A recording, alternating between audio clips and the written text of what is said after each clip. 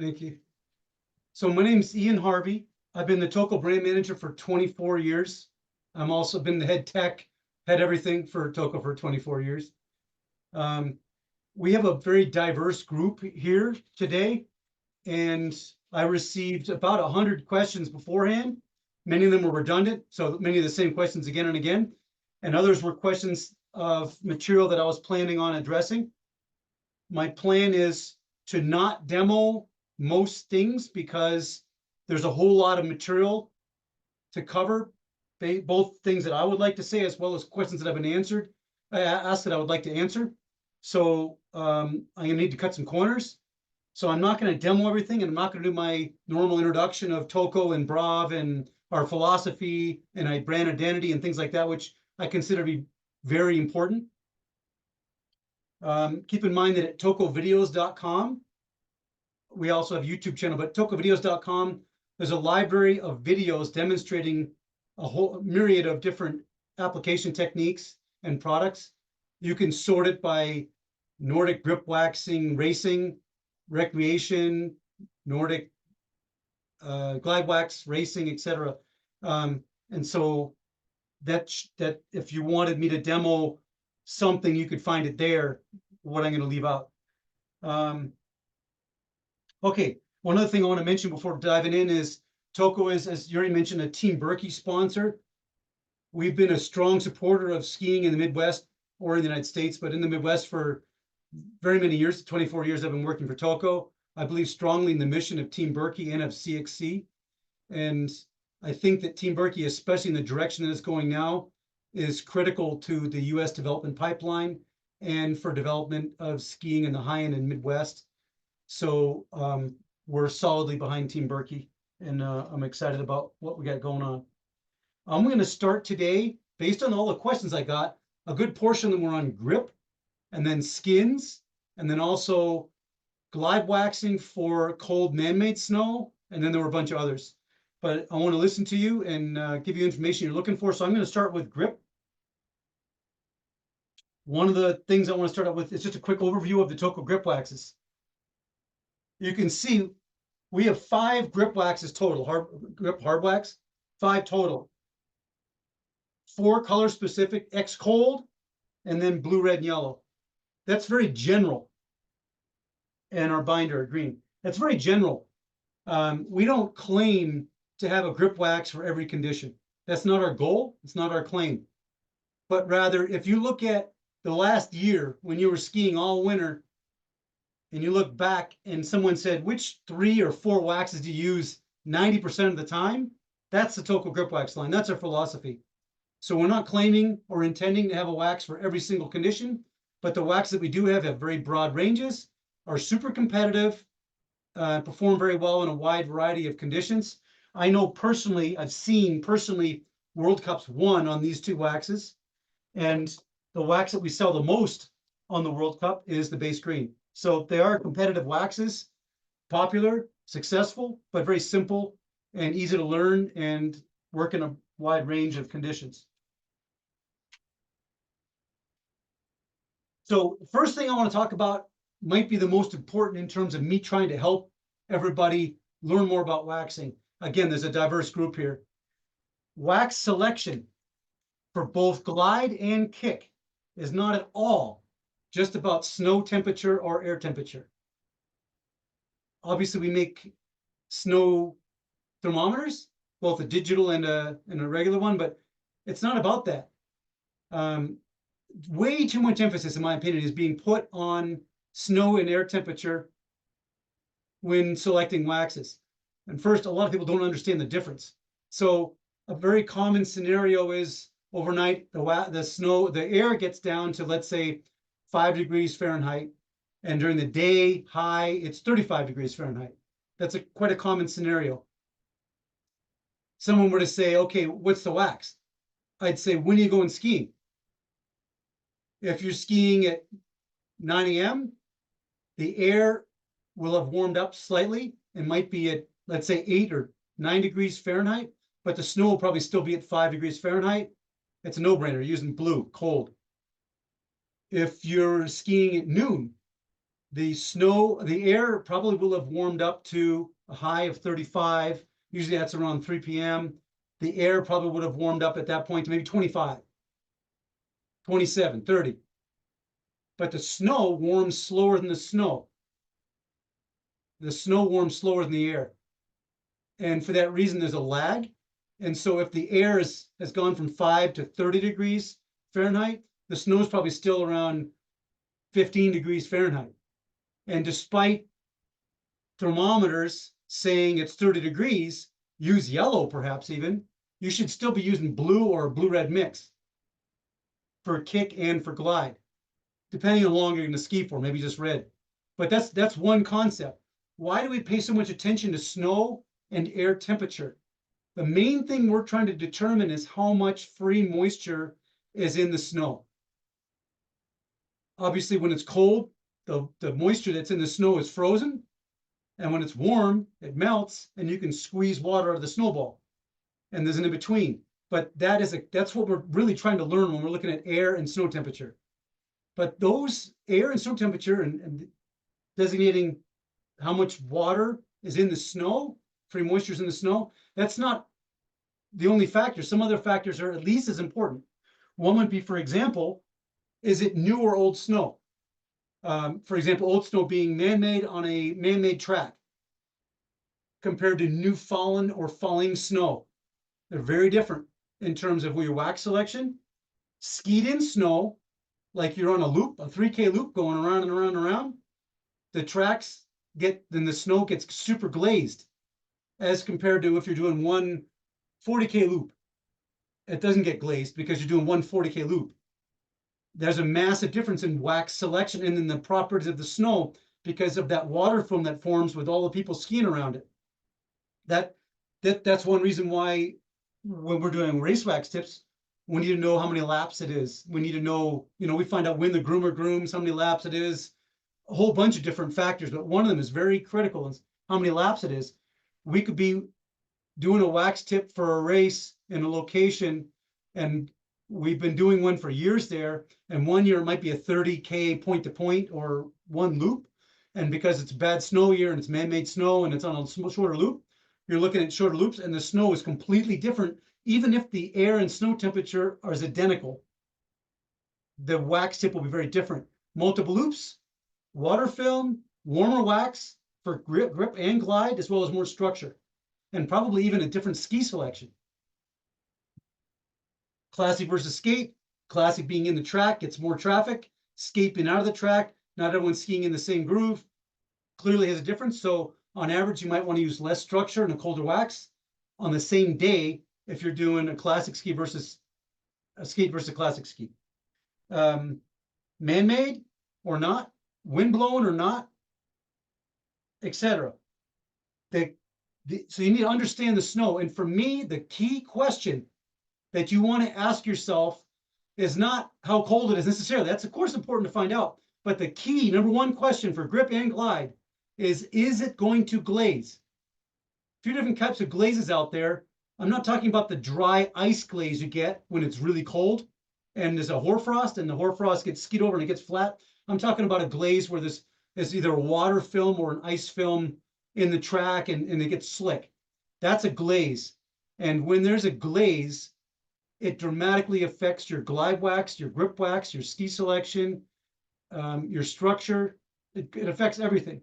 So for me, that's by far the number one question I'm looking to find the answer of when I'm determining the wax. So grip and glide wax selection, something to think about. Okay, so I'm going to talk about waxing. It's basic, but you might learn something. Waxing a kick zone, building your foundation. Step just point A to point B, the steps to go through. First thing you want to do, obviously you've identified your grip zone. And you've got different markings for powder, hard track, Klister, different lengths, different skis at different length cambers, which is important to recognize. But you've identified your grip zone. First thing you want to do is, if you want to have good skis and you're worried about durability, based on the emails I got, a lot of people worried about durability. Your skis need to fit you. First off, if you're gliding on your grip wax, it's really difficult to keep your wax in your ski if it's abrasive, obviously. So the fit of the ski is super important. But number two, sand your grip zone, approximately 120 grit for Klister and 150 to, normally I would use 180 for stick or grip wax. Sand using a block or the flat side of a cork, wrap the sandpaper around it, and then sand in a straight line up and down, no circles or chevrons or any of that crap.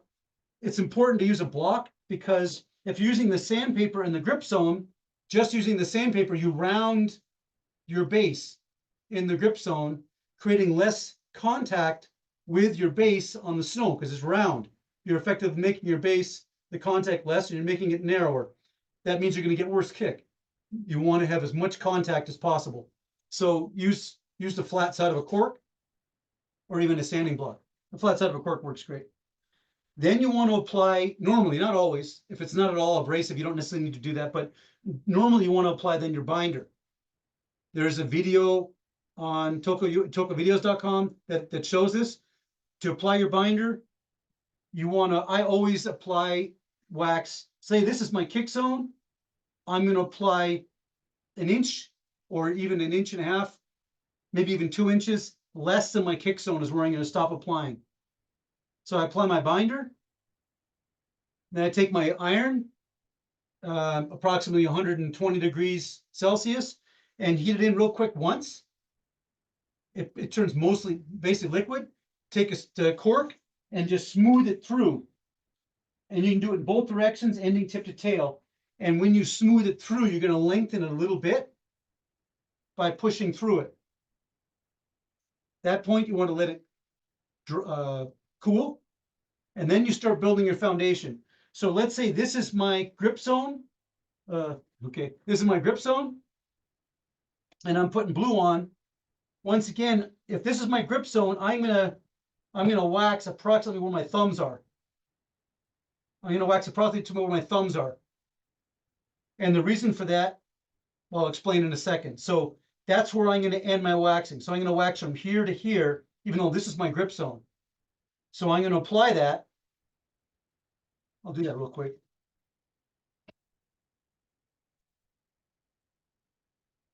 So I'm going to apply this. My grip zone is out to here. And then when I cork, I'm not going to take too much care. I'm going to cork through it. So I'm corking through my grip wax. What does that do? The grip wax is probably, most of you know, spreads. And what I'm doing is, in doing that, I'm ensuring a very proper graduation of thickness, because at the end of my kick zone is very thin, and then it's higher in the middle, and then it's thin in the back, and then it comes to close. And so in doing that, I've got more wax in the middle, and I'll show you that again in a second, but then I've got less here, and then where my kick zone ends, I've got very little and nothing, because I stop waxing about 2 inches or 1.5 inches before the end of the tip and tail of the front and back of my kick zone, and I've got a really good graduation. The next layer I would do would be in the middle half. So just in the middle, and then I would cork it, and then the full length again, but minus a couple inches front and back, 1.5 inches, and then another one in the middle. And then I have, that's basically a good foundation for an average pair of classic skis. So I know that's basic, but a lot of people do that wrong. I see people waxing right to the edge of their line, which means when they cork, either it's going from nothing to your kick wax, or they're spreading it out and they're graduating into their glide zone. Okay.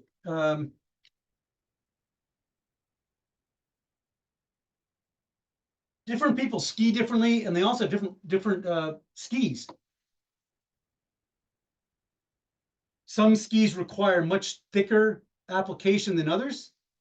I've had skis, some of them I apply very thin, and I look like a professional. Other ones, they're a little stiff for me, and it looks like a 7-year-old put it on because it's too thick. But I know that's what I need to get kick, and they are great skis sometimes.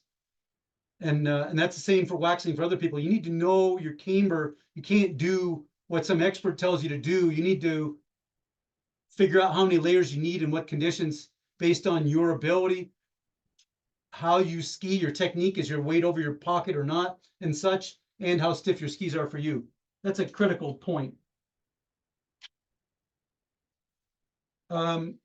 Sometimes people slip because the wax, their grip wax, is not sticky enough, obviously. But other times people slip because the snow is loose and it breaks underfoot. And it's important to recognize both of those scenarios. If you're slipping because the wax is too hard, it's not sticky enough, that's an easy solution. You go one color warmer and possibly cover it.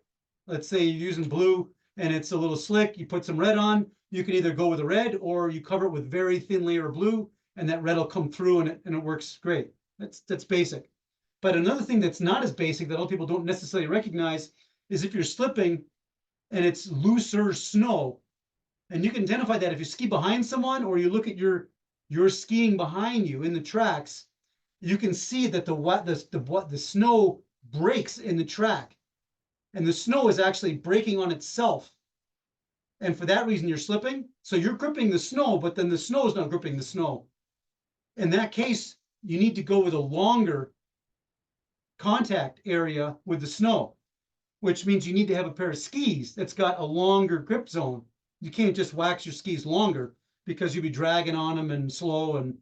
But you need to, so different skis have different lengths, grip zones, and maybe you have a couple pair of skis like most of us do. You need to identify that and go with the one with the longer grip zone in that case, because the longer the grip zone where you wax, the less likely the snow will be to break underfoot, which is an important point because a lot of people just go stickier and then that very snow they'll ice up instead of having more. Another thing that works also when the snow breaks on itself, oftentimes it's good to have a cushion.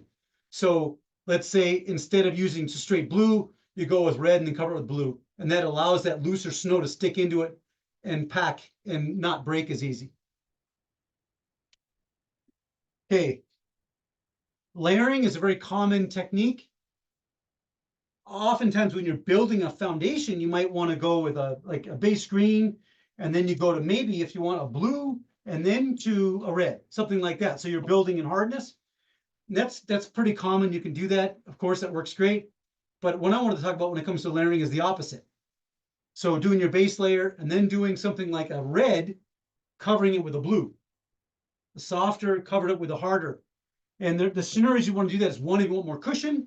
One is to prevent icing. So the blue's a little slick, but if you go straight red or yellow or whatever, you're afraid it's going to ice. So you cover it with a little bit of that colder wax, and then you'll get better performance. And the last one is, if you're out and you know it's going to warm while you're skiing, that's a very common scenario, for example, in the Birkie. It's going to warm, the temperature is going to warm while you're skiing. So you put a bunch of layers of warmer wax underneath, and then cover it with a thin layer of the colder wax. And then as you ski, it's going to bleed through. It's a common technique, but very effective. There are two tricks that I want to mention regarding the Toko line that are very effective that you should know about. One of them is the base green sandwich trick. This works well in semi-transformed snow. So it's not Klister snow, it's not corn snow, it's snow that's somewhat transformed. It's been around for a while, and you're worried about, number one, durability, and number two, having enough gumminess in your grip to have enough kick and that slightly transformed snow. To do this, you start out with a base green application, the regular binder application. By the way, most people put binder on too thick. What I recommend is putting it on thin enough so that you can see the striations of the sanding through the wax easily. That's when you know it's a proper base green or binder application. Let's say it's blue. So it's fairly cold, but the snow is pretty transformed, like you find on the man-made loops all over the place in the Midwest during the winter. In that case, you might want to go with, so I've got my binder, my base green down, go with a layer of blue. Like I said, the 1.5 inches less than my kick zone, cork it, and then go with a layer of base green on top of my blue. thin layer of base green, cork that. Cover it with a thin layer of blue, and then underfoot, a little thin layer of base green, corked, and then finish with a thin layer of blue. This is very different from just having blue on. The green is gummy, it's got a very different consistency, and it will provide more cushion, better kick in that somewhat transformed snow, and better durability, better kick all in all. You can ski on that far longer with better kick than you can with just straight blue. Again, I wouldn't do this if it was just new fallen snow or non-transformed snow. I only recommend doing it when it's semi-transformed, like it's on the way to transforming a little bit, and you're worried about getting kick, especially and durability. So that's a great one for marathons also. The other one is the so-called base green trick. I had a coach ask me the other day, he said he tried the base green trick in these conditions, and it didn't work for him, but the conditions were completely wrong. So he heard about the base green trick. He knows that you can use base green straight, but what he didn't know is the exact conditions when it's recommended. What he was doing is he was using it in new fallen snow that was glazing, and it was wet and glazy and between Klister and hard wax. That's not when you want to do this necessarily. You can, but it's best in snow where you've got a wide variety of conditions. So more in the spring, for example, it can be powder in the shade and mostly somewhat transformed, a little wetter in the sun, in a meadow. That's very common, and that's when this is great. Or it can be homogeneous when you get to the venue, but you know as the sun rises and it warms, it's going to develop, and it's going to be wetter in the meadows and stay cold and dry in the forest. Once again, so it's not homogeneous. You have very different conditions on the course. You can try using Klister for the meadows, but then it's going to stick and ice up in the forest. What works in the forest will not get any kick whatsoever in the meadows. So there's a compromise in here. That's when you go with the base green as an option, a strong option. And in this case, the base green will drag in the forest.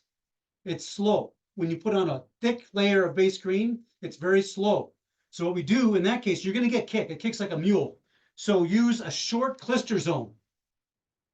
Not a hard track or a powder zone, but a short Klister zone. And then put your base green binder on, iron it, let it cool, and then do multiple layers of base green, corking it carefully, trying to keep it smooth between each layer. If you heat the subsequent layers, the wax will spill over. You want to build the base green. So you don't want to be heating it with each layer, just the first layer. And as you build it, you can start to see the color green on the base. That's when you know you're getting there. Right when you can start seeing the color green, you keep it short because it's draggy as hell. You keep it short. That's the so-called base green trick, and it works very well. We've had a lot of success with it over the years. But you need to know when to use it. It's when there's multiple conditions on the course. It can also be if you're going to be skiing for a long time, Berkey, for example, or another marathon, where the conditions are going to go from cold and drier to darn wet by the time you're finished. There are some other solutions you could do or explore on that, but that's a darn good option. Okay. That's what I wanted to talk about when it comes to grip. There are some questions later that I'll be able to address, but regarding grip, that's what I had in mind. Next would be skins. For skins, we have an eco skin proof. First thing we need to talk about is when we're talking about skins, why do we waterproof skins and in what conditions? Is there any point in waterproofing our skins or treating our skins when it's 15 degrees Fahrenheit? Is there any point in waterproofing our skins when it's 15 degrees Fahrenheit? No, not at all. There's zero purpose in doing that. So what are we trying to accomplish when we waterproof our skins, when we treat our skins? We're trying to keep water from penetrating our skin. That's the goal right there. So if the skin is waterproofed through the spray, the treatment, then water will not enter the skin until much later. And when a skin becomes saturated, you both lose glide, they become very slow, but you also lose kick. So probably most of you have had this experience, you have very poor kick and glide. It's terrible. So that's when and why we waterproof our skins, is to prevent water from saturating our skins. If there's no water in the snow because it's cold and it's all frozen, there's no point in waterproofing your skins at all. Our waterproofer, Eco Skin Proof, is silicone based. It's a bio silicone. It's silicone based. Pretty much all the other waterproofing sprays on the market are the same in terms that they have silicone as an active ingredient. They have other ingredients as well, perhaps, but silicone is the main waterproofing ingredient. If you are going to be, most people, they'll go to a touring center or to wherever they're going skiing. They'll look at the park, say, oh, I'm going to use my skins today, pull the skins out of their car, put the spray on the skin. What I like to do is rub my finger through it to make sure that the skin penetrates, that the spray penetrates the skin, so it's saturated. But then they walk over to the snow and start skiing. You've probably added maybe 5% waterproofing effectiveness in doing that. It's almost worthless. And it won't last more than a couple kilometers at the most. But even for those first couple Ks, it's hardly going to be waterproof.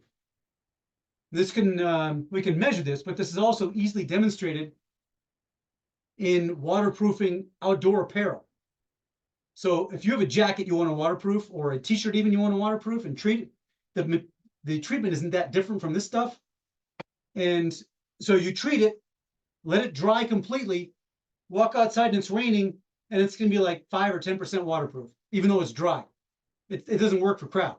I've had so many emails and phone calls from people saying, hey, stuff doesn't work for crap. I say, okay, how long did you let it dry for? Half an hour? And they're like, yeah.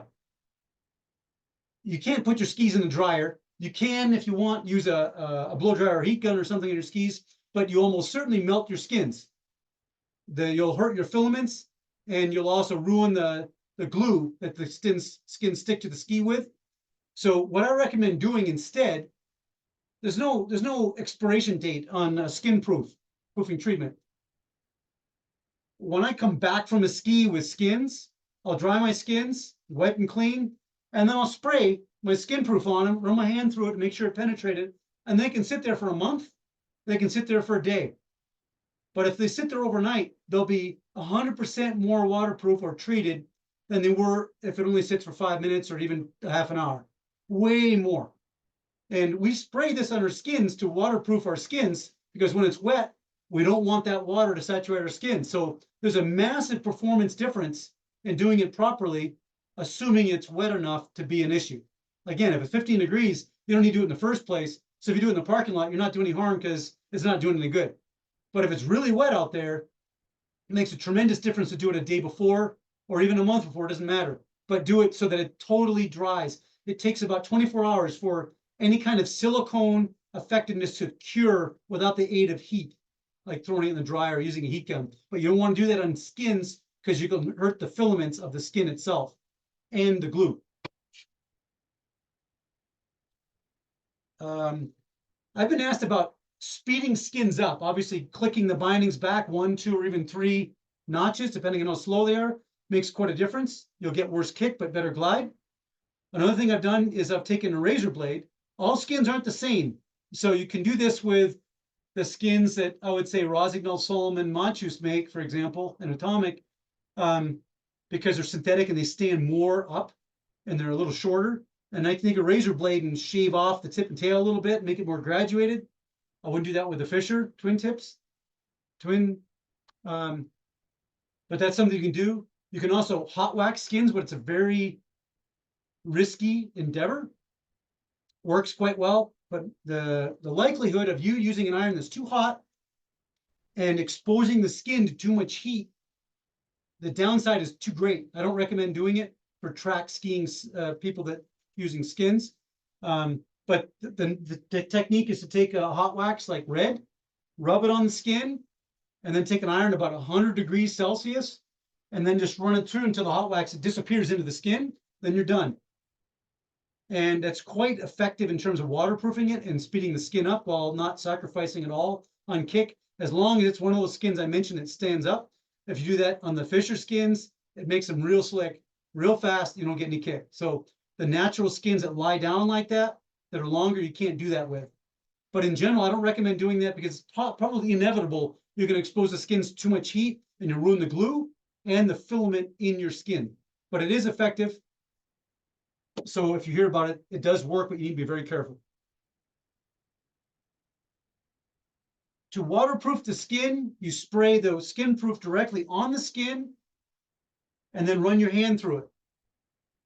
That works great. But to clean your skins is something different. We have a product called Skinproof. Skinproof is like even the wax removers that we had years ago have nothing in common with the wax removers that we have now. You can put your nose right in there and smell it. You don't get lightheaded. It's not like turpentine or paint thinner or gasoline, any of these crazy solvents that we used to use. It's very benign, but the skin cleaner is even more benign. So despite that, don't spray the skin cleaner directly onto the skin. It can be harmful to certain filaments in the skin and to the glue that is sticking the skin to the ski. What you want to do instead is spray the skin cleaner on a cloth. That can be Base-Tex, the polishing cloth. It can be a towel. It can be a paper towel. It doesn't matter. Spray it on something and then run it tip to tail down the skin. And I would recommend only cleaning skins when they're dirty. In other words, if the snow is wet and you're skiing with skins, there's probably Klister and dirt in the snow. But if the snow is cold, there's almost certainly no dirt that is going to stick to your ski in that snow. It's very rare that the snow is cold but dirty enough to stick to the skin in your ski, because generally the water is how it jumps from one to the other. And if it's cold and abrasive, like cold and frozen or something, almost certainly you're not going to have dirty skins. That's all I want to talk about regarding skins for now anyway. Next, I want to talk about Glide. There are many different types of Glide waxes. I've got some of them on this chart here. We've got jet liquid, got jet powder, got liquid paraffins, we've got high performance, etc. We've got powders, high performance powders, we've got hot waxes, and we've also got pastes and other types of liquids. It looks very complicated and confusing because it is. I'm of the opinion for a recreational skier or someone training and wanting simplicity and has a passion for the sport and activity, doesn't want to get things complicated, I have your solution. But for racing now, I want to talk about racing for a second.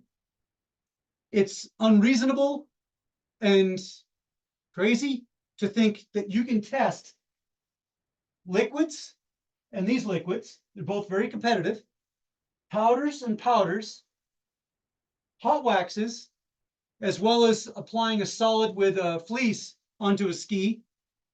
You're testing different, within each one of those categories, different hardnesses of wax, maybe even different brands of wax, as well as different application methods. That's lunacy. That is stupid.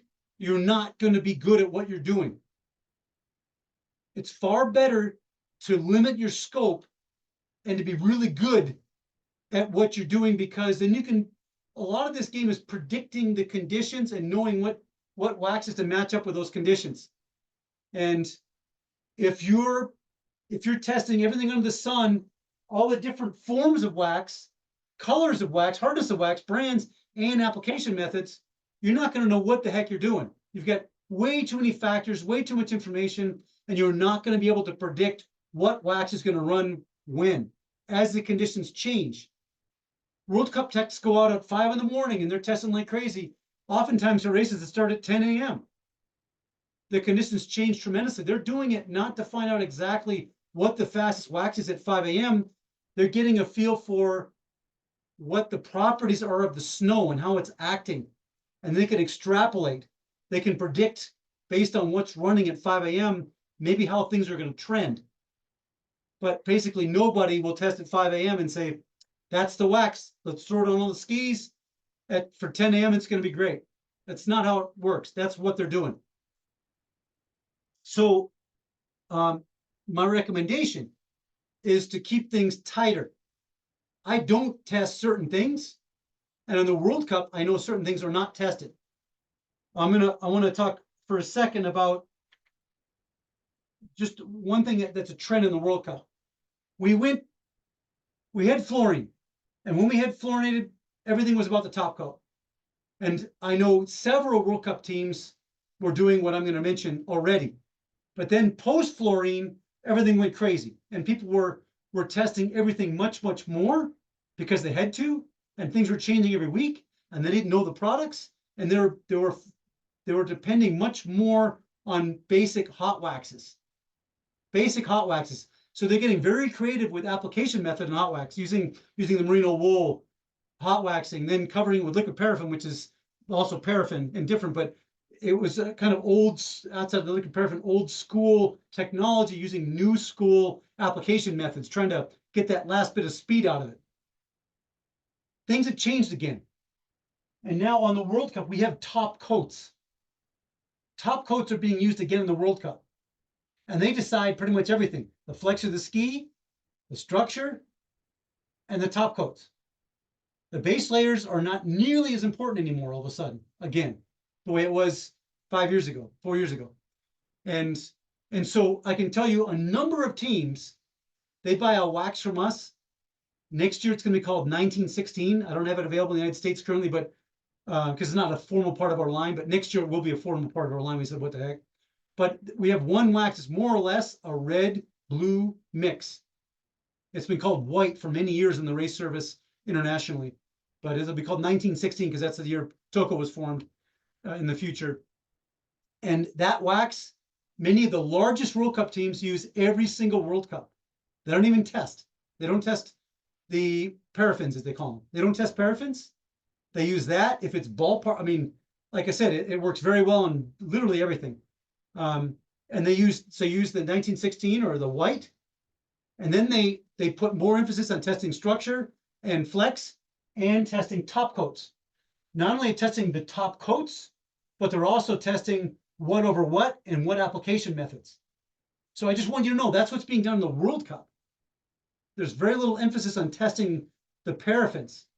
It's all about ski selection, structure, and top coats, like it was a few years ago. And the trend is only going to continue in that direction. I understand we're not all World Cup skiers.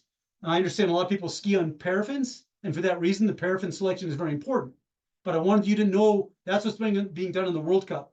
It's very simple.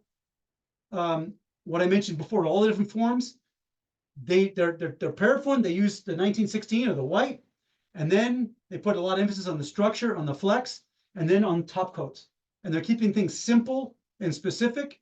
And then regarding top coats, they're spending more time looking at, okay, if I put this on top of this, or if I apply it with a roto wool or not, or the roto fleece or not, or iron and then do that on top, and all those different kind of application methods, it makes a tremendous difference.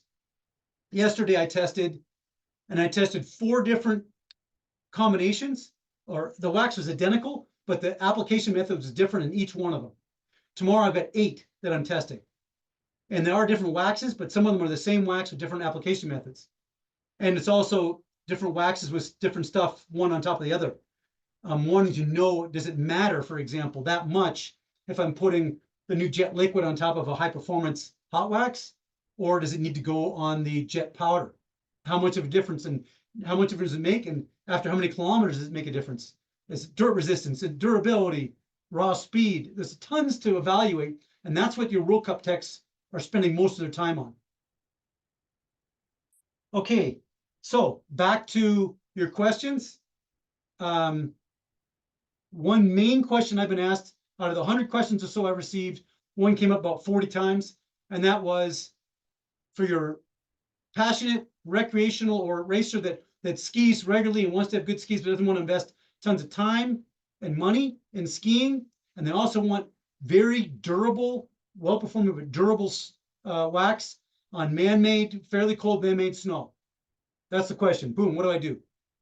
Answer is 2 products. I'm a big fan of our base performance blue. It's cheap, it's very affordable. I use this wax more than any other wax when I'm working on my skis, on my test skis, on my personal I use this a ton. This wax is not as hard as the high performance blue or the performance blue. The base performance blue is more or less a red blue mix in its hardness. And I love that because the harder a wax is, yeah, it can make your base very hard, but it also doesn't go into the base as much. This is a far better wax for working on your skis on and for skiing and waxing, especially in a cold climate like the Midwest usually. So the base performance hot wax blue is my #1 go-to. I use it the most out of all hot waxes for my base layer. And then my #1 wax that I use 90% of the time when I'm not testing is the base performance liquid paraffin blue. It's the fastest wax that we've ever made for how much it costs. It's our best value wax ever. It's also quick and easy to apply, but the range on it is phenomenal. And if you get conditions like I mentioned earlier with the snow and air temperature, let's say it's 5 degrees Fahrenheit in the morning and it gets up to 35, you're pretty much using this all day. The snow is dry enough. As it's warming, it takes a while for that moisture to free up until it gets super skied in more in the afternoon. You can be skiing on this all day for the most part. In the Rockies, I use this 90 to 95% of the time when I'm not testing, from November through mid-February when the sun starts to have more of an effect on the snow. In the Midwest, I would probably be using this on a normal year, probably 80 to 85% of the time. I find with liquid paraffins, it's good to aim colder or harder. So if I was waxing with a hot wax, I might use a blue-red mix. I'd be using this for sure by itself. And this is how it's applied. Most people would put too much on. So this is, I'm going to put it on over the garbage I have on here. But this is how it's applied.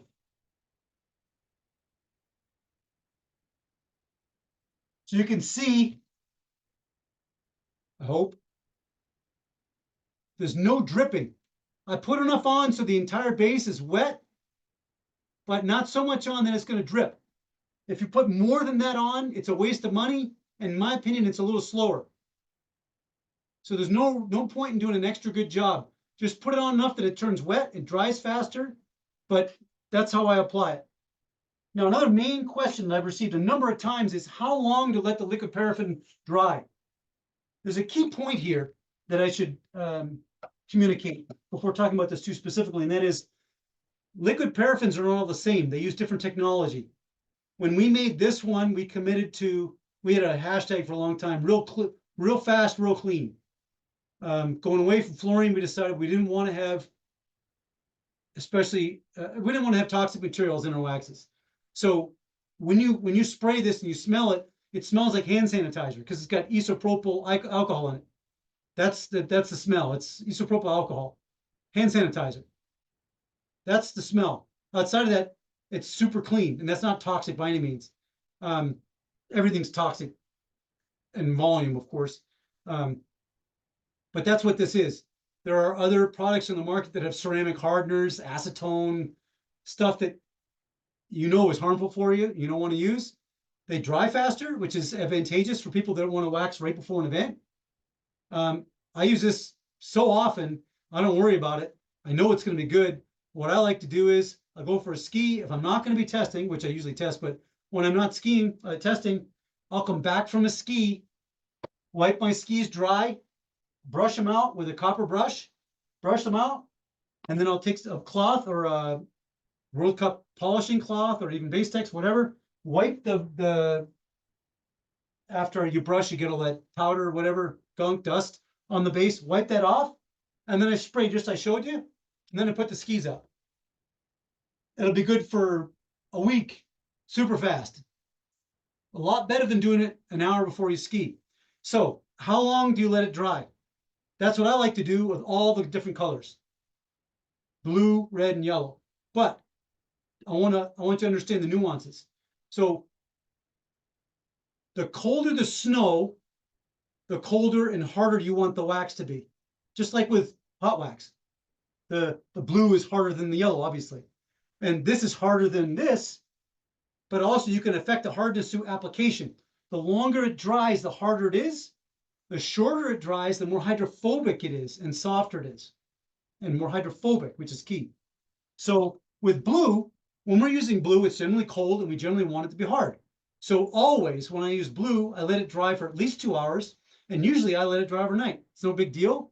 I just spray it on, let it dry overnight. There's no inconvenience as far as I'm concerned in that. You can brush it out with the nylon polishing brush for liquid paraffin.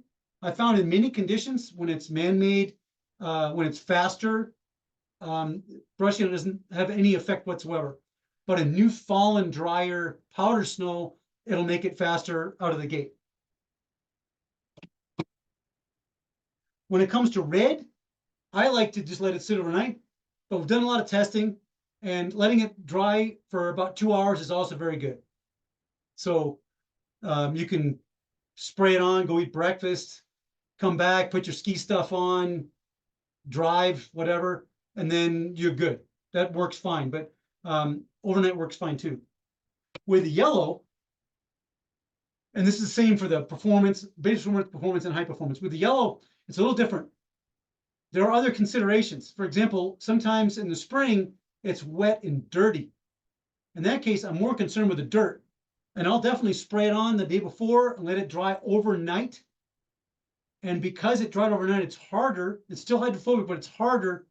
And it will be more dirt resistant than if I had sprayed it on in half an hour before I skied. However, I've done this many times in sprint races where it's raining or it just snowed and the sun comes out, so it's super wet. We'll put this on at the start, in the start. Put this on right before the start, spray it on, and ski on it wet. And it's really fast, really fast. So you have options. You need to learn the nuances. It's not that complicated. I just explain them all. And you can match up what you're doing with the snow. So like if it's dirty, I'm gonna let it dry overnight. If it's clean, wet snow, like it snowed and turned to rain, I'm using this, if it's especially a shorter race, right at the start. If it's a 10K, I'll probably put it on a half hour before the start. Let it dry, but not be hard. So those are some of the nuances. Finishing the Toko liquid paraffins. There are a lot of liquid paraffins out there that need to be finished with a merino wool roller. The Toko liquid paraffins do not need that. What's the difference? Our particle size is already very small. That's one thing that defines these Toko waxes. That it's one of the big selling points why they're faster and why they're more durable, why they perform very well. The particle size is very small. It took our chemist 7 years. He was looking, and he stumbled over the raw material that he was looking for. It's different. The particle size is very small. If you look at it under a microscope on the ski base, our wax will look like pebbles in a road, whereas competitors will look like boulders in a road. It's that much of a difference. And when you apply friction, such as heat or a wool roller to a liquid paraffin, effectively what you're doing is you're making the particle size smaller through friction and heat. That doesn't make ours any faster because the particle size is already small. We've tested it. I've tested it. I've had some people say, yeah, it helped, but I don't think it helps. I think you just use the liquid paraffin polishing brush and you're good. Or in some cases, like I said, you don't even need to finish it. But if you do use the wool roller, it doesn't hurt anything. So you can do it all you want. It's not going to hurt anything. But I haven't found it to be beneficial. Now and then I hear from a coach it helped, but they're used to using other brands, I think, and they're convinced that it helps because of the experience they have with other brands. Okay, hot waxing. First off, every wax we have has a little iron pictogram on it and then a temperature next to it. So we have a recommended iron temperature for every wax we make, and it's on the wax itself. Adhere to that. I would recommend adhering to that. Generally speaking, it's 150 Celsius for blue, 140 for red, and 130 for yellow.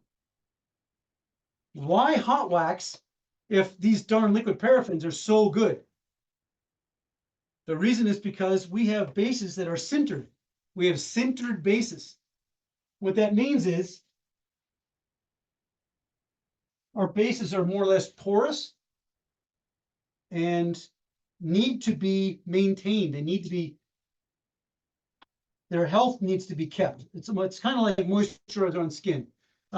Why did we do that? Why do we make our bases porous then if it's kind of a burden instead of just using liquid paraffin? Of course, the reason we did that is so we can change the property of our bases. So it's very basic, but if you melt blue into your base, let it cool, scrape it and brush it off, the base is now harder than it was beforehand. That makes it more resistant to dry friction, which is the key principle in cold abrasive snow. Obviously, if I melt yellow in the base, then the base and let it into the base, let it cool, scrape it off, and brush it so there's nothing left on the ski. I've changed the properties of the base, and it's now more hydrophobic, water repellent. It's better in wet snow. So that's the whole reason why we went to the trouble of making sintered bases instead of extruded bases, which are basically just strips of plastic that are non-porous and you can't change the properties. That's why we should be grateful that we have that opportunity, because it makes our skis more universal. So that's why we do it. But if you want to say the downside to someone who's like doesn't want to deal with it, is your bases need to be hot waxed once in a while to maintain the health of your base. I personally hot wax every other time on if I'm not testing, every other time. So I'll use this every time, and I'll use this every other time. I have a pretty high standard. Some people do it every third time. So whatever your standard is, some people do it once a week. But one point also is the hot waxing isn't necessarily going to make your skis faster. My skis will be plenty fast if I only use this for a month. For 30 skis, I only use this, my skis will be plenty fast still. But they're going to get slower over time. And especially when conditions change, it's no longer super cold, but it might be new fallen or falling snow. Then when your bases are in crappy shape, you'll see it. They'll be slower. Whereas if you were to just maintain your bases, hot waxing, then you won't have that deterioration in base condition. So you're not doing it for short-term speed. Your liquid paraffin or top coat will take care of that. You're doing it for long-term health of the base. So if someone's like, hey, I haven't hot waxed my skis in a long time, I've just been using this liquid paraffin and my skis have been great. I'm not saying that's not true. That is the case.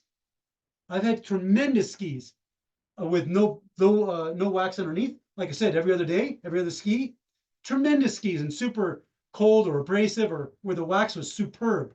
It's not about that. It's about maintaining your base, mostly. Every national team and every elite team in the world hot waxes their ski bases regularly. Every single one of them, regularly. Now and then, not on race day, depending on the conditions. If it's super dirty, they might just use a top coat on a bare base because they're worried about dirt sticking to something. Or they'll use a very hard underlayer. But every single national team, every single elite team in the world regularly hot waxes their skis. Okay. Hot waxing technique. I recommend doing 3 passes with iron. 3 passes. How do you apply the wax to the ski? You can either rub it on, you can drip it on. It doesn't matter to me. You need to have enough wax so that there's a layer of wax between the base of the iron and the ski. And if it's too much, it'll slop over the sides. But it's got to be enough to insulate the ski. Another thing that most people don't know is our T8 and our T14 iron have concave bases on purpose. And that's to prevent a vacuum, which oftentimes can occur between the iron and the base. So our waxes are concave, our irons are concave on purpose to prevent that from happening. Because if that vacuum happens, you've got direct contact on the base and you can damage the base easier. The T18 iron is flat because it's more common to use this with powders, like it's used in the elites level. And for that reason, you need to be careful about having a vacuum on your base, like with any flat iron. 3 passes. The first pass would be very slow, somewhere around 45 to 50 seconds from tip to tail. It's a long time. The second pass, about twice the speed, 25 to 30 seconds tip to tail. And the third one's where that's a danger zone, somewhere around 10 seconds tip to tail. But what I generally do before I take that third pass is just touch the ski with the back of my hand to make sure that it's not too hot. It should easily be able to be touched without pain. If you're like, whoa, that's hot, you're done because you've already heated enough. The damage to the base is a function, or the heat that a base feels, so to speak, is a function of both time of exposure and temperature. And there's a fact that the more exposure and the hotter, the more wax penetration there is. But it's also a fact that the hotter and the more time exposure, the more likely you are to bubble your base or damage your base or seal your base. So I think this is a good happy medium. 3 passes, slow, medium, fast, at the temperature that is written on the packaging, and you'll be safe doing it that way.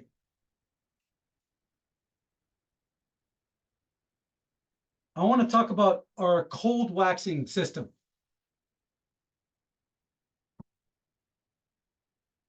So if I take a blue wax, we do very well in cold. We have by far the best cold waxes out there, but this is why.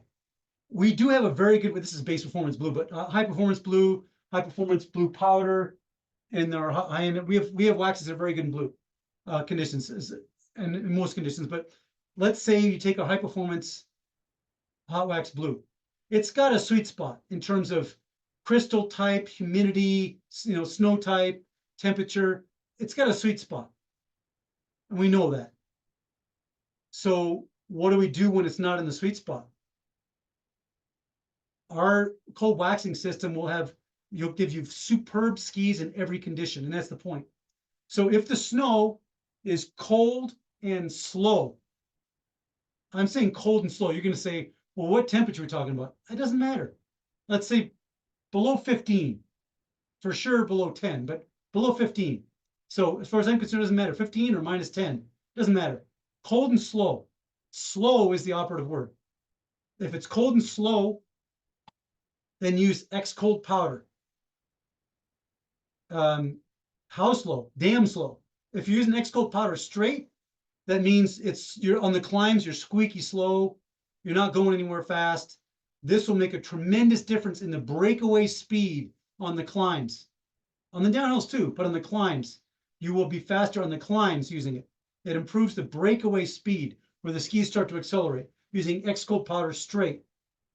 If it's cold and average speed snow, use straight blue, high performance blue, whatever blue you want to use. And then as you get closer to that, you mix them. And that's easy to do. You drip the blue on, you shake the X-cold on, and you heat them in together. A common mistake is to drip the blue on, flatten it out, and then shake the X-cold on, and then it stays on the top. That's no good. So mix them as it goes from cold and slow to average. You can start mixing them in here, and then using just blue.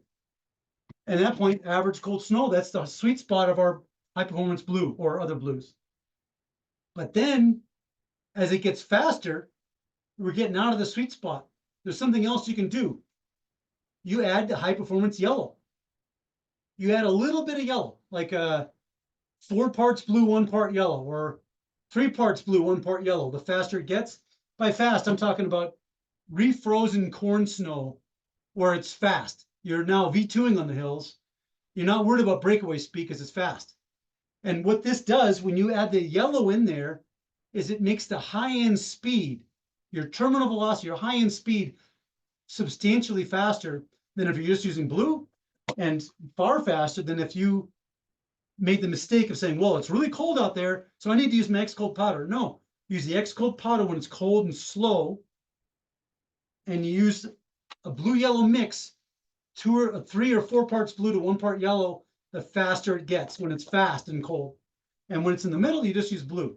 And with that system, you have fast, very fast skis compared to anyone's wax in every condition. Additionally, you can always cover, of course, with high performance like a paraffin or our jet liquid blue, for example. But that's the underlayer I'm just talking about in that very cold snow. Okay, now I want to talk about brushes. I've had a lot of questions about brushes, brush selection, what to use when. That can be very confusing, and it's, I think, in part confusing by design on some people's case. We actually have 7 brushes. I have 5 here to show you. I'm not sure if they're visible. I'm going to show you, I'm going to talk about all the brushes. I don't have two of them here, but it's okay. And I'm going to show you which ones I recommend. I don't recommend all the brushes. So the first brush that I'm going to recommend not using is our combi brush. The combi brush has half the brush is copper and half the brush is that thick, stiff, all-purpose nylon. This brush is purely a brush of convenience, economics, I mean. And generally speaking, a person buys this brush, uses it for a while, and then says, okay, I'm going to buy the real brushes. It's purely an economics. You can use half the brush and then half, but it doesn't work very well. That's the combi brush. I don't recommend it, but we do sell it because there's a demand for it. The other brush I do not use is the one that's all the white nylon, general purpose white nylon brush. That's one, it's a very popular brush. It's got thick white bristles, very thick.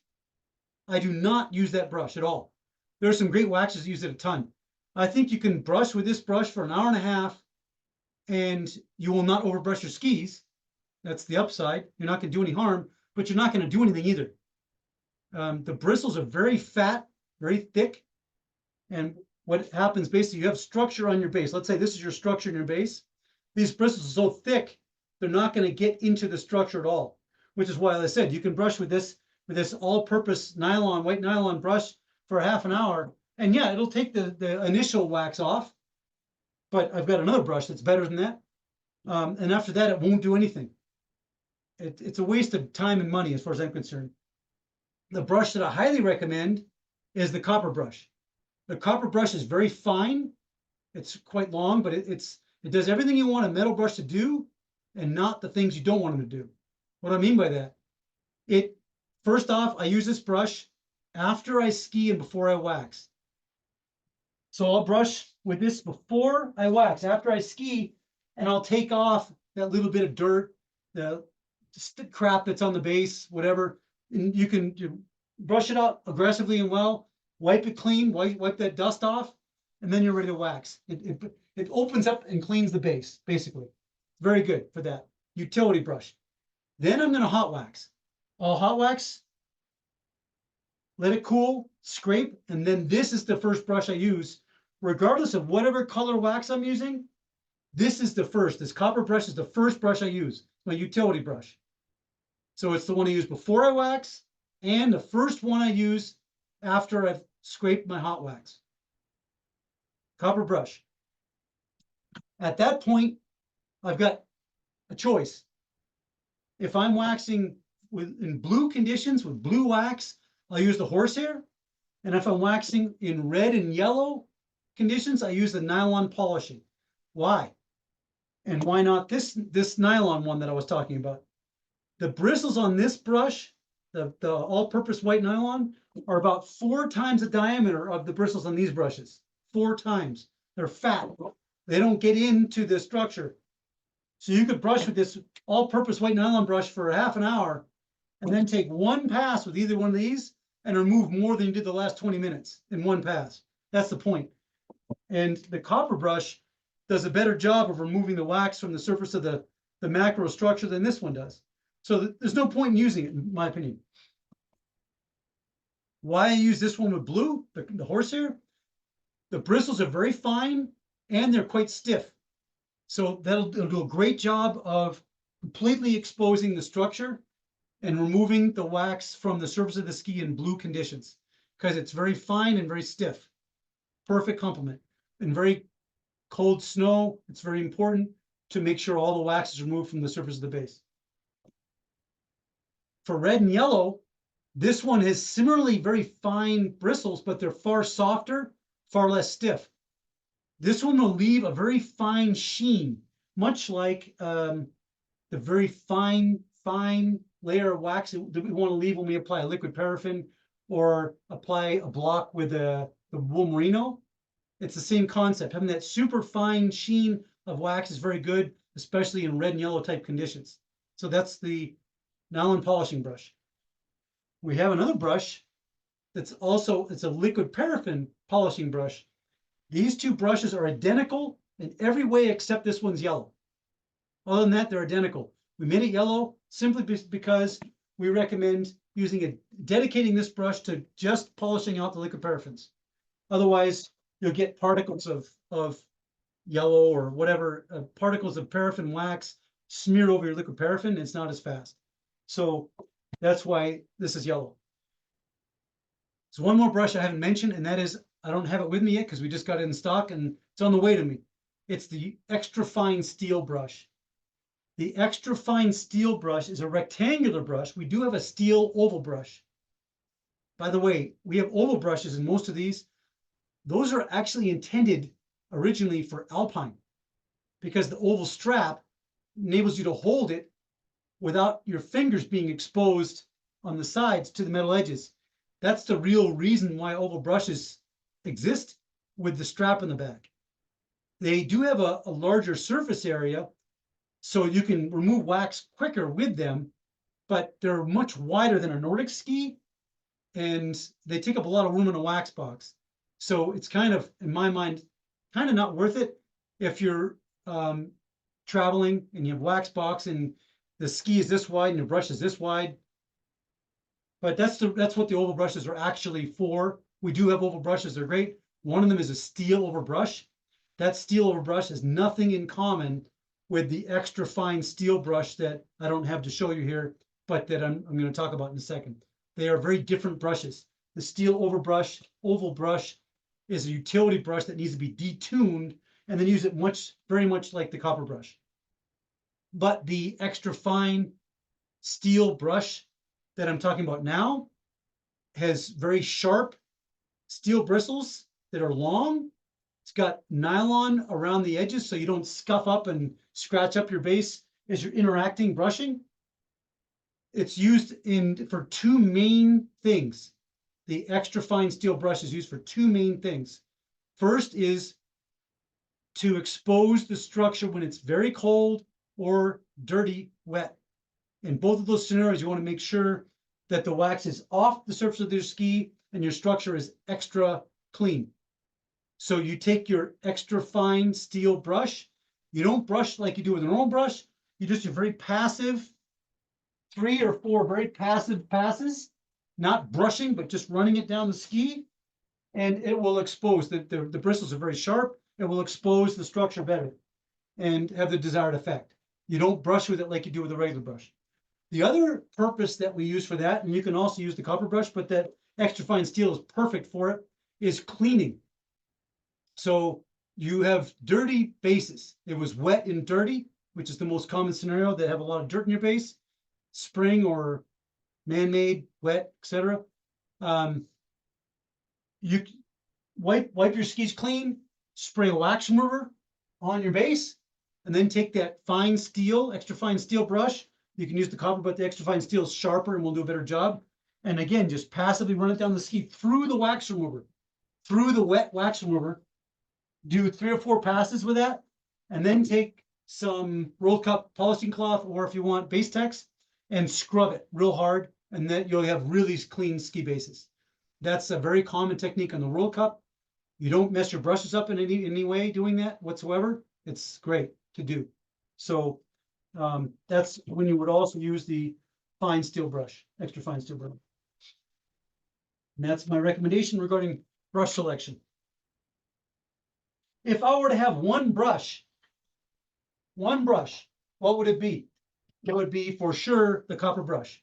It's our best-selling brush and the most effective brush overall by far.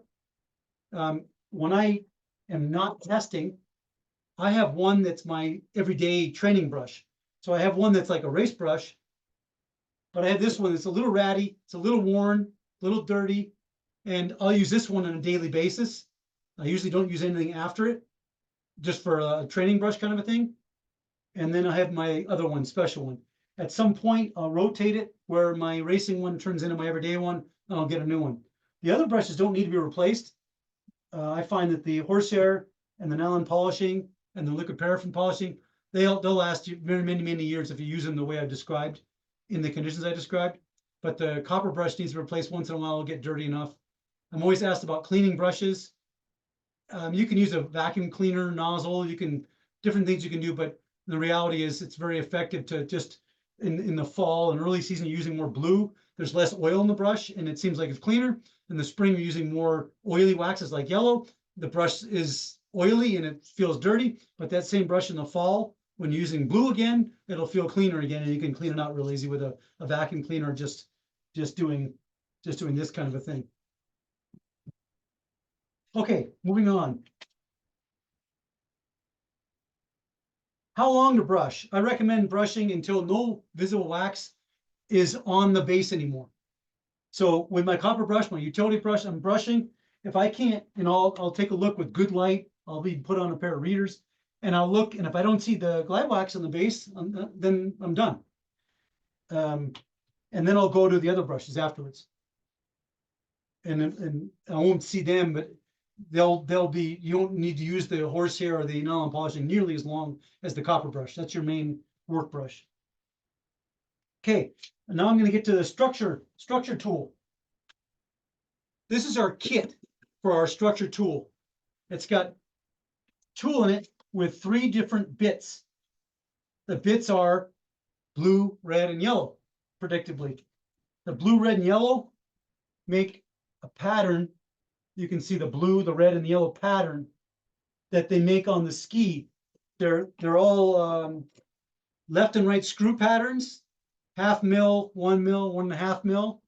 They have different depths. These patterns are very effective overall structures. They've been successful for very many years, especially in skating. For classic, you can run a linear pattern. That would be our old Structure Right, had a linear blue bit, and the Structure Right, a less expensive one that we're going to have for next year, will have a linear blue and a yellow bit. And you can run that through the blue, red, or yellow one of these to make it even better for classic in the track. But out of the track, you can also do it out of the track, especially in wet conditions. You can run the yellow and then run the other yellow through it and have even more interaction. But in general, these patterns are very effective. They're proven. And one question I generally do 2 passes. The question that I get asked all the time is when to do it. I recommend applying structure after the last time you used your iron. So if I'm doing this, my base wax, and I'm covering it with this, then after I've ironed this in, let it cool, scrape it and brush it, I will then apply my structure, and then I'll apply this because it doesn't have heat, no iron. So that's an example of when I would apply it. To apply the structure, it's very simple. The common mistake is to push too much on the inside edge. So make sure you have enough pressure on the outside edge of the ski. And that's it. You do 2 passes. You can brush it out afterwards, just real quick, and you're good to go. So that's the structure tool. I don't have much more to say about it. It's a proven winner. And again, we have another one coming out next year. We've had one in the past that had linear. One coming out next year with linear. It's less expensive. But this is a proven winner. It's been fantastic. Okay, there's still plenty to talk about, not much time. Application. We have new products. Jet Liquid was in the World Cup last winter. Jet Powder was in the World Cup last winter. And Jet Block was in the World Cup in a couple different forms last winter. And they're coming out. They're on their way to the United States. And they're very successful waxes. I want to show you an application. Oh, damn it. I don't have the top with me. Maybe I do. Yeah, I do. Application of, this will be the blue, of the Jet Liquid Blue. These are all test products, but we decided on a formula and they've been very successful. So the way these are applied, whatever I had underneath, I've scraped and brushed out very well. My ski's clean. On the World Cup, pretty much every time, whenever the Jet Liquid's used, the Jet Powder is used underneath for durability and adhesion. I am going to test this thoroughly. I'm not going to be recommending in waste wax tips Jet Powder underneath the Jet Liquid if I don't think it is necessary. We'll be using just the high performance hot waxes. I am very conscious about helping people and not taking advantage of their confidence. So I will get to that specifically later once I've had more experience on this testing. Okay, the way to apply it, I generally like to have the spray go down the ski. So you waste less and then do real quick.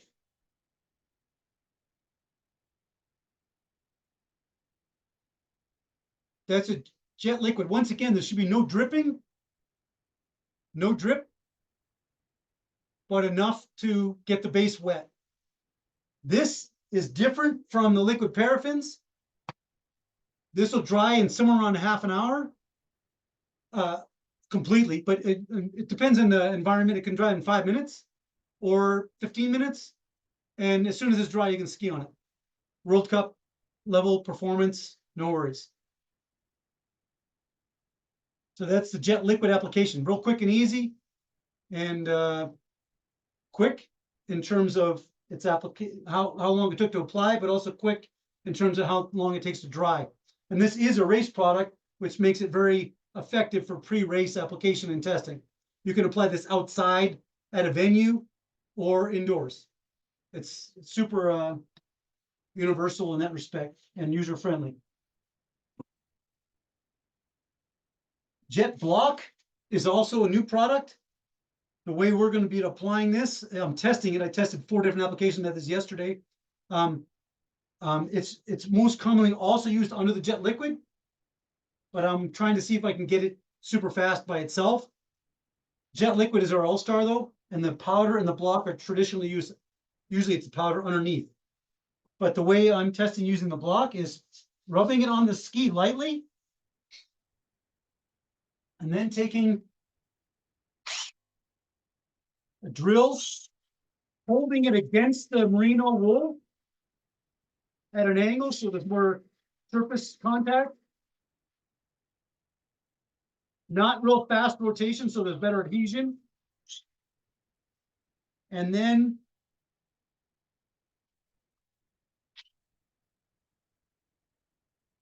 not with a lot of pressure, applying to the ski. That way you can do multiple applications, multiple layers. That's a very effective way of applying the block. So that's jet block. The jet liquid gets shaked on and ironed on, scraped and brushed with copper, and then can be polished with merino wool. So that's the application of the 3 of them. This is the all-star, the jet liquid. Generally, it'll be put on the World Cup at least, over the jet powder, or sometimes the jet block, but most of the jet powder. Hey, I want to drive on because we only have a few minutes and there's tons of questions that I haven't even approached yet. So one thing I want to say again is we have an extensive video library of how-to videos. We're going to add more on jet application, many of the videos coming. You can access it on tokovideos.com, and there's a searchable menu, filters, or on the YouTube. Every Tuesday, we send out e-blasts with how-to information and product information, some very interesting stuff. They're very popular. If you want to sign up for those and the race wax tips, we go out every Thursday. Go to tokous.com and click on sign up for newsletters, and you have the opportunity to do that. You can pick Alpine, Nordic, etc. You can also always make a comment on any video, reply to any e-blast, and I will get that and I can answer it. Or you can email me at ian.harvey@brav.com. Okay, so let's see how many questions we get through. I've got a ton of questions, so I'm going to blow through them. I got 7 minutes. First question, I learned ski waxing in high school in the 2000s. I know things have changed quite a bit then. Can you give me a few things that might be different today from when I learned? Number 1, liquid paraffin. Number 2, no more fluorine. And because of that, more emphasis, like back in the 80s on flex, except we didn't know much back then, flex and structure, but no fluorine and liquid paraffin. How often do you need to apply hot wax in between liquid wax applications in order to achieve your maximum effort? I addressed that already. For me, I do it every second time. Other people do it less. It depends on your standard, but you're maintaining your base. Since many of us are unfortunately skiing on super abrasive machine snow, what suggestions do you have for prepping glide zones with wax that will hold up? My recommendation is, as I mentioned before, using Base Performance Blue, and then repeatedly using the Base Performance Liquid Paraffin Blue. The blue liquid paraffin will reduce the friction and make the wax more durable because of that. Less friction, more durability. And it's very fast and quick and easy to apply. For classic skiers like me, a durable binder and durable hard wax and Klister for the machine-made snow. Base green trick, base green sandwich, or if it's Klister, base green binder, Klister binder, covered with the Klister. Ski selection needs to be good so that you're not dragging on your wax. Next one, what's the best way to prevent snow from sticking to the fish scales on classic skis? Great question, very common problem with not a lot of knowledge behind it for answers. So if you have tread skis, fishtail skis, no wax skis, and it's around 32 degrees and your snow is clumping really bad, we and other wax manufacturers make a spray or a liquid.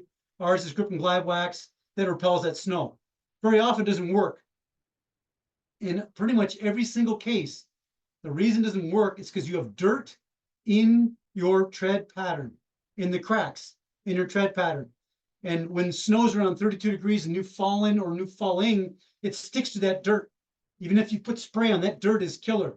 So what you need to do is use a brush, not necessarily a ski nylon brush, but like a scrub brush you might use for cleaning your bathroom, like a good strong scrub brush, and hot soapy water, and scrub the crap and clean that tread pattern zone.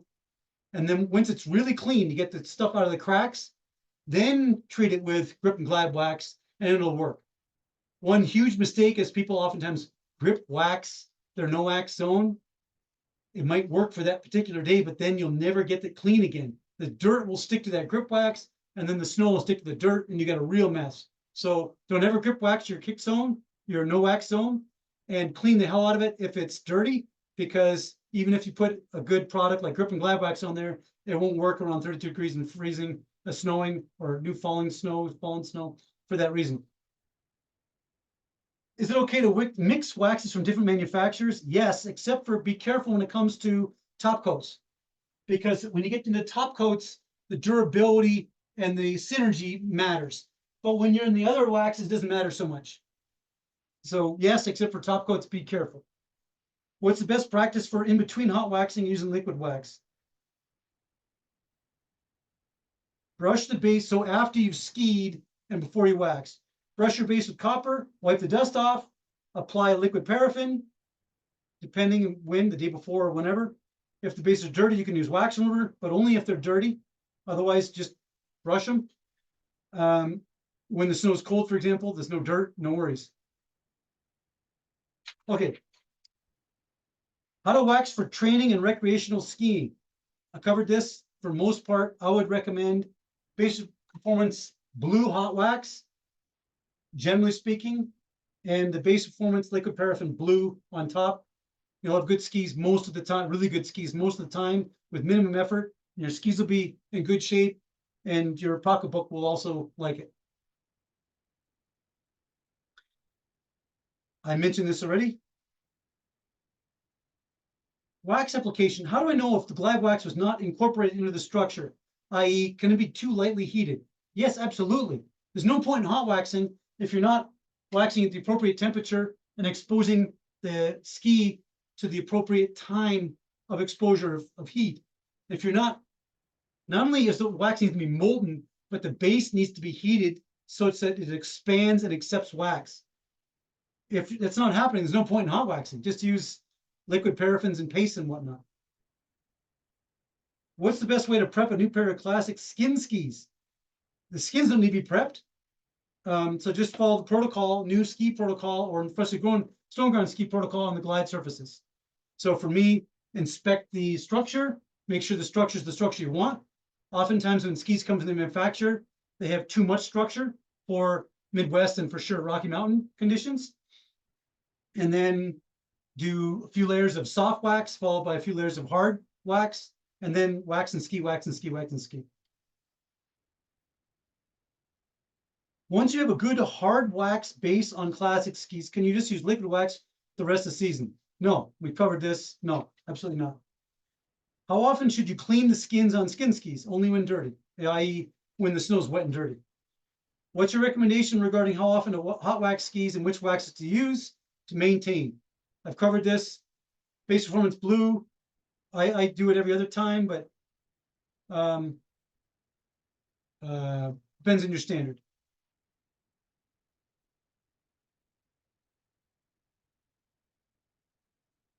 If you have modest kick waxing skills, what are the conditions when it's best to grab skin skis or fish scales? Usually it's around freezing, when it's raining or snowing, or around freezing. That's the more challenging times. And then skins or fish scale type skis for someone who's got modest kick waxing skills would be convenient. I covered waxing for cold. If you want longevity, is ironing on wax the best practice? Covered that, yes. For longevity, yes. Waxing for cold with liquid waxes. This Base Performance Liquid Paraffin Blue is fantastic in very cold snow. Minus 15 degrees Fahrenheit cold snow. Super fast. So no worries there. Just let it sit overnight. What's new in your thinking about waxing this year? I test constantly. We're going through a development revolution currently. We're not only learning things quickly because all the waxes are new, but new waxes are coming out constantly. I guarantee in 3 years, all of the liquid waxes we're using will be unrecognizable. And they will be crap in comparison to what we're going to be waxing with in 3 years, the liquid waxes.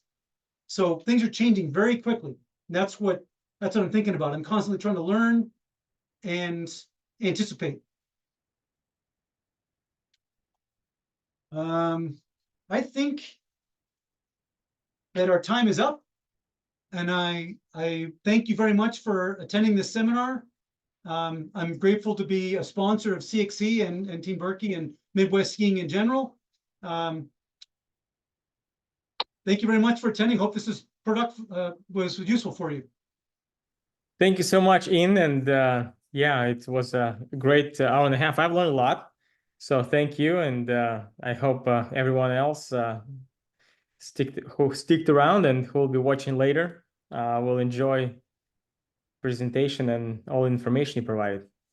If you don't mind, let me add one thing. That would be, if I didn't cover a question or questions came up during this, please just email, shoot me an email, ian.harvey@brov.com, and I'm glad to answer it. Okay, well, thank you, Ian. I'm going to stop recording.